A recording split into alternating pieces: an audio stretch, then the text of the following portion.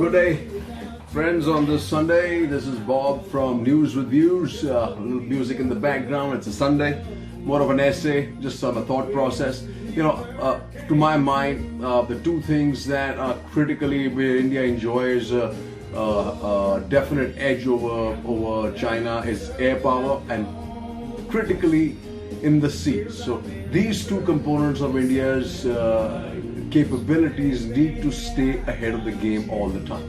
In this particular architecture, the Quad plays a critical role where they pulled all these Australia, Japan, the United States, and India. However, the question is, have we given it the necessary gravitas that it needs to? I know we've got four together here. Like I said, one of the things that we should be looking at is actually making the Andaman and Nicobars the headquarters for the Quad. But something I want you to get a readout from Raja Menon, Admiral in the Navy. He talks absolutely brilliant sense. I want to read this out and give a heads up and open the eyes of people who are following Quad, and we're saying all these things, but we missed a trick as per him, and I probably think so after reading it. What does he say? It was the year 1964, July to be precise, when the annual Commonwealth naval exercise was scheduled to be held in the Bay of Bengal, between the Nicobar Islands and the entrance to the Straits of Malacca. In all, 28 ships gathered for the JET, Joint Exercise of Trincomalee. This included Australian Navy, a maritime aircraft from the Australian Navy flying out of Butterworth. It included the English Navy, Pakistan, Indian Navy, New Zealand Navy, Canadian Navy. Put together 28 ships. Those days, obviously, the bogeyman, as he says, was the USSR. Now, but that time was just a bogeyman. Right now, the bogeyman is actually a real and present threat for everybody around the world, all the democracies. And that is China. Right? So what does he say? He says Beijing, he says, at the end of the day, what we managed to gather for these exercises were 8 ships. Right? 8 ships compared to the 28 ships that were gathered in 1964. Obviously, these 8 ships have a lot more offensive capability and potency than those days, but still, right? What does he say?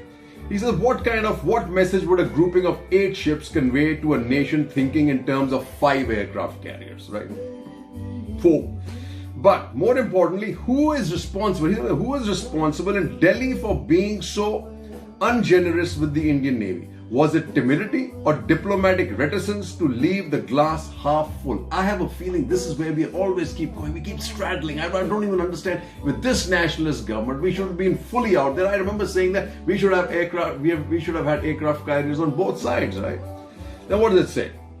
He says, but first, there is no substitute for naval power to ensure oceanic stability, but one alternative lies in the area of maritime domain awareness. Hear this, guys. And that is the Maritime Information Sharing Technical Agreement, right? He says, there is little information available in the public domain about MISTA, but what it should cover is an omnibus agreement for maritime patrol aircrafts operating and information sharing for the entire Indo-Pacific. Okay, this makes it really interesting, right? He says this is easier said than done because the Pacific has a high density of MPA assets, while there are sparse in the Indian Ocean, particularly the Western Indian Ocean. Right? He says, but for the new West Indian Ocean, the US will probably have to base a squadron of P-8 aircraft at Masira or Diego Garcia. Today, the primary weapon system of most warships is a surface-to-surface missile with ranges up to 200 kilometers. Important, folks, just get this in mind. The ship's sensor range is only up to 100 kilometers, and accurate target information has to be supplied beyond 100 kilometers by aircraft or helicopter in what is called over-the-horizon targeting. For all the guys, laymen, right, including me. A ship with OTHT will definitely sink a ship without it. With the Indo-Pacific fully covered by the MPAs of the Quad, a PLAN ship in the Indian Ocean is in imminent danger of being sunk at will. A public announcement of a division of the Indo-Pacific into areas of responsibility for MDA between members of the Quad will send an unmistakable signal to Beijing of the constant danger to Chinese warships in the Indian Ocean should hostilities arise. Otherwise, Beijing, he says, only will be amused that a threat exists to its ambitions to become a global power, right? The other critical part of this whole process, right, is the air power. And here, this is what you have to say. What Arjun Subramaniam writes, power is in the air. However, what has slipped under the radar is the massive effort by the Indian Air Force in enabling, supporting and complementing the effort, both in real terms as well as coercive posturing. Never has so much load and so many personnel been flown into Ladakh by the AF, not even in 1962. The skies over Ladakh now reverberate with sounds of Sukhois, MiG-29s, Rafales, C-17s, C-130s, Chinooks and Apaches as Leh emerges as amongst the busiest IAF airfield, right? He said, what transpires on the ground during the coming weeks? The aerospace segment of deterrence, intelligence gathering, surveillance and reconnaissance must act as the strategic establishment's eye and the first responder in any future responses along the LAC, particularly in Ladakh. Air and space power are extensions of the same continuum, and there ought to be reasons enough to invest more efforts and resources in sharpening them. Here, by signing the BECA, it's become inherently far more possible, right? We really need to keep use all the resources available to us with the relationship that we have with the United States and with Britain, right? Look at what he said. 28 ships were collected under the aegis of the Commonwealth. And now you have this real note out at it. Modi and UK PM discussed joint efforts to develop COVID vaccine, right? We know that the Harsh Shringla was also in the United Kingdom and convincing the United Kingdom to join the Indo-Pacific architecture. And I believe a carrier group has been assigned to sail into the Indo-Pacific. But in order, if we have to get to those 28 ships, folks, not just the Quad, we really need to now increase it and enhance it with the entire Commonwealth, which is chaffing at the bit with the kind of controls and insidious ways that China is behaving with, whether it's Australia, whether it's Canada, whether it's the United Kingdom, and of course there's India. But the person who's standing tall, ready to punch back today, folks, is India. And I'm sure the entire community of the Commonwealth understands it and appreciates it. And we really need to ride the ballast. I know we don't have the legs as far as economics is concerned. I know we don't have the legs as far as the democratic credentials, which are under stress in India. However, this is an opportunity of a lifetime. Doesn't come all the time, folks. And China is your clear and present danger enemy. Let us, or challenger, if people who don't like the enemy. But you cannot forget that. And remember, pussyfooting with them has never paid. And they driving force of the nation, now driving Max Plus Logistics.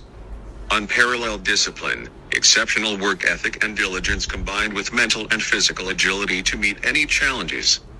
Moving forward on the right path in the face of physical stress and adversity. Max Plus Logistics. Wait till the end for some more information. May the Max Force be with you.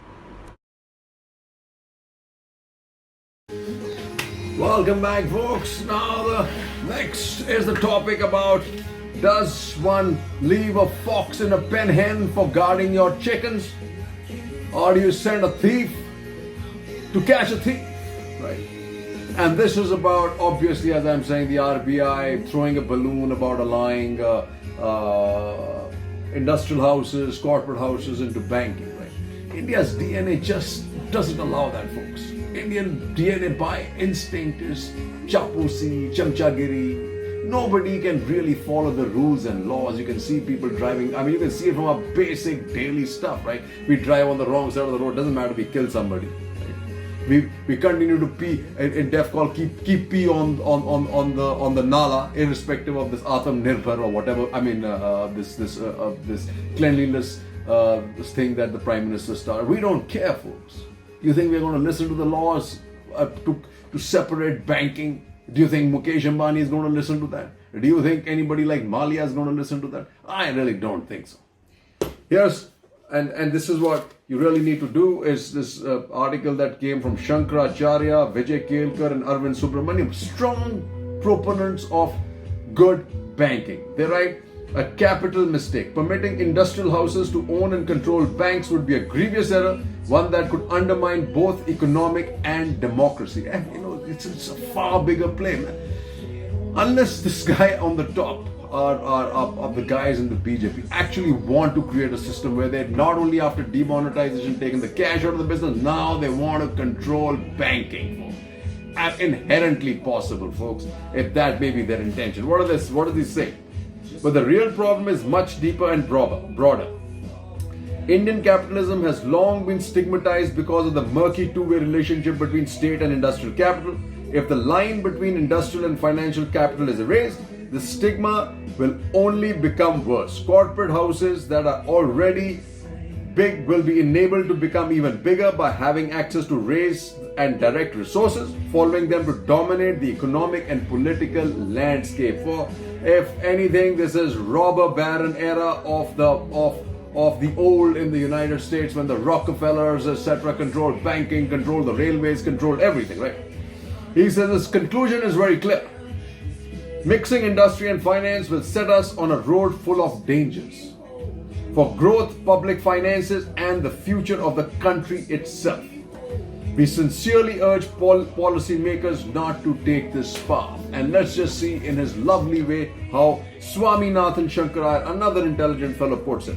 And the TV serial Bad Boy Billionaires couldn't have come at the right time to smack the RBI just about the right time, right?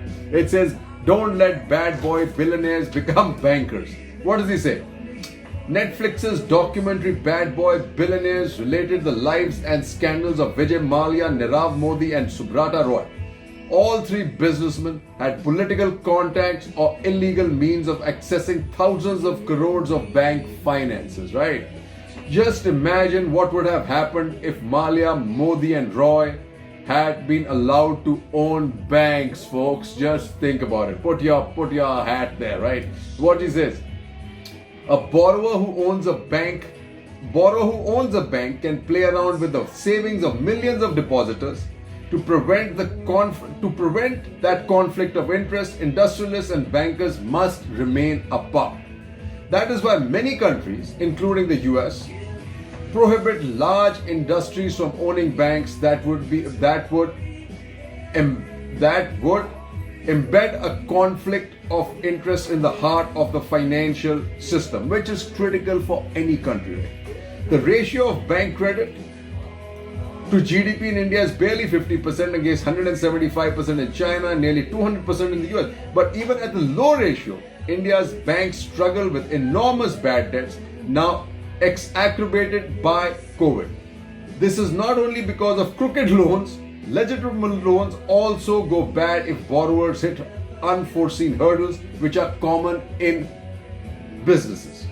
India's public sector banks culture has long reeked of political and business influence, with huge loans to favored cronies. The situation in private sector banks is better, but still riddled with misgovernance, as shown by Yes Bank, ICICI Bank, ILFS and Dewan Housing. Folks. Now, this is what I say. You tell me, the private sector culture of working is comparatively despicable. It's all chamchagiri, my baap sarkar. You have folks, I remember in my old multinational, calling beta, beti for people who are their seniors. However, beta and beti was actually a put down, right? And this is what happens. Then you're forced to do whatever the baap sarkar is telling you to do, right? He says, will employees of a Sethji really refuse loans to the Sethji's industries or friends on technical grounds? Bad Boy Billionaire shows how massive loans are diverted to dubious characters even without their owning banks. Folks, let's do a reality check. Let's get up and smell the coffee. Let's not allow this Mr. Das to go ahead with this duplicitous and ridiculous and a proposal that's already been put down earlier. Jai Hind.